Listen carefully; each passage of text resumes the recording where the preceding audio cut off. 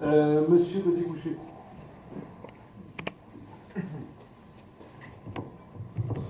Monsieur le Président, mes chers collègues, cette délibération concernant la modernisation de notre gare ferroviaire, la gare ferroviaire de Saint-Nazaire, me permettra de préciser la position de ma formation sur ce sujet, au-delà de la question du stationnement. Bien sûr, les rapports que nous votons régulièrement depuis à peu près 3 ans, que cela soit au conseil municipal de Saint-Nazaire ou au conseil de la Carène, suscitent, et c'est bien normal, des votes unanimes. Et Monsieur le Président, vous disiez il y a quelques mois, alors je n'ai pas le verbatim exact, mais vous disiez, je donne l'idée en gros, que notre gare n'était pas au niveau. D'importants aménagements doivent en effet être entrepris pour moderniser notre gare et la mettre au niveau véritable qu'est celui attendu pour un équipement de sous-préfecture, escalator, meilleure accessibilité PMR, etc. Chacun peut faire l'observation d'un manque tant de services que d'animation dans la gare et dans son quartier. Une seule buvette, un kiosque à journaux, pas de distributeur de billets ni d'agence bancaire proche, pas de système de rechargement électrique pour téléphone et ordinateur, pas de consigne à bagages ni de caddie, et un service de location de vélos proche, mais qui est certainement un peu mal indiqué. À cette modernisation de notre gare s'ajoute par ailleurs celle de ses abords.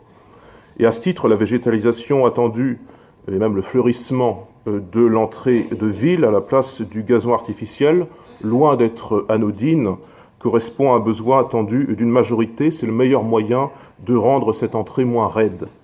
Nous en avons d'ailleurs eu une confirmation il y a 1 heure de cela, quand le Conseil de développement de la Carène a mentionné ce verdissement de notre entrée de ville. La modernisation de notre gare passe également par sa sécurisation, mais je ne reviendrai pas en détail sur ce dernier point, d'une part parce que la position du Front National est connue sur ce sujet, elle passe notamment par la vidéosurveillance, et d'autre part, Monsieur le Président, parce que votre municipalité a annoncé, je pense que c'était en juin 2015, la mise en place expérimentale d'une vidéosurveillance, notamment au niveau de la gare. C'est ce qu'il faut faire, même si c'est tout à fait insuffisant, que l'on songe à des communes limitrophes, Trignac ou Pornichet, qui ne sont pas forcément des modèles politiques, mais où les caméras sont jusqu'à 60 fois plus nombreuses à population égale. Un dernier axe de cette modernisation ne consisterait-il pas enfin en un travail de fond sur la place des mobilités douces en général et du vélo en particulier dans notre gare et son quartier? La gare de Saint-Nazaire est l'un des principaux points d'entrée et de sortie pour les randonneurs à vélo qui souhaiteraient parcourir les bords de la Loire. Cependant, l'accès actuel au train se fait encore par des escaliers qui, bien sûr, découragent l'usage du vélo. Ensuite, comparativement à la majorité des autres gares sur le parcours de la Loire à vélo, celle de Saint-Nazaire figure parmi les moins bien pourvues en termes d'informations sur les itinéraires de véloroute. Cela devrait donc être amélioré au service de notre écomobilité. Par ailleurs, la capacité actuelle des abris vélos est obsolète. Ils saturent d'ores et déjà, et certains depuis plusieurs mois ou plusieurs années. Il nous paraît à ce titre nécessaire d'augmenter leur capacité. Il faudrait également en prévoir pour ceux qui, non abonnés, voudraient s'en servir à l'occasion. Et de manière générale, qu'il s'agisse de piétons, d'automobilistes ou de cyclistes, veillons à rendre la gare plus accueillante. Les facilités aujourd'hui proposées pour la dépose minute et la gratuité de stationnement en soirée y contribuera certainement, ce sont des bonnes mesures, mais l'on peut aller au-delà. Concernant, par exemple, les cyclistes, nous pouvons améliorer l'information disponible sur les itinéraires de randonnée et les moyens d'y accéder.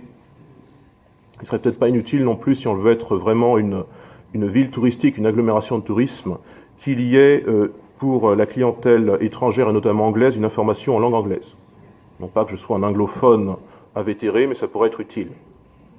Sans surprise, je voterai en faveur de cette délibération, tout le monde le fera, je pense d'ailleurs, et dans le même temps, nous améliorons aujourd'hui la gare de la ville-centre de notre agglomération, avec comme perspective qu'elle soit enfin l'équipement qu'elle mérite d'être, l'équipement central qu'elle mérite d'être, oui, mais, je ne voudrais pas que l'on rénove aujourd'hui pour qu'il soit dit demain tout ça pour ça, tout ça pour ça, tout ça pour une gare moins bien desservie notamment.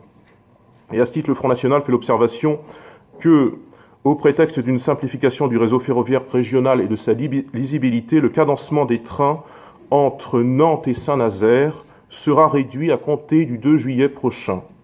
36 trains quotidiennement à l'arrêt à Saint-Nazaire contre 44 aujourd'hui.